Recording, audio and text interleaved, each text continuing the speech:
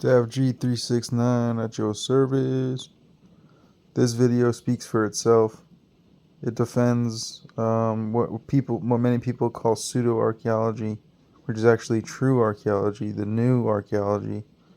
And Randal Carlson pretty much destroys all the lies and deception right here. So here you go. I'm going to hold up Graham Hancock as the prime example.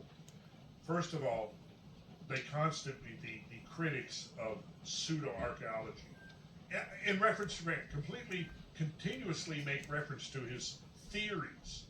Well, any good scientists know what a theory is. Graham Hancock is not presenting theories. He's presenting hypotheses that need to be tested and investigated further.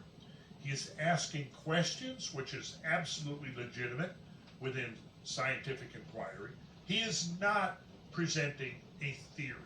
Okay, let's be clear on that. If you don't know the difference between a theory and a hypothesis, you better go back and brush up on your Science 101, okay? But it's interesting and entirely possible, so she's admitting that, as some of these theories are, the conclusion does not allow for other interpretations. Well, I don't see how that is. Because Graham Hancock is saying there probably are other interpretations.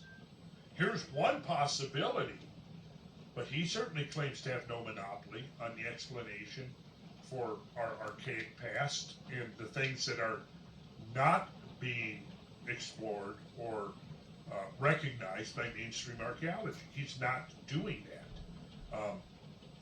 So I don't see where she comes up that the conclusion does not allow for other interpretations. What it seems to me is that mainstream archaeology is actually more guilty of that, not allowing for other interpretations. Because to say that there may have been sophisticated civilizations in the prehistoric past, without necessarily defining what we actually mean by sophisticated, not necessarily meaning that we, have high-speed blenders and cars and rocket ships, right? What do we mean by sophisticated civilizations?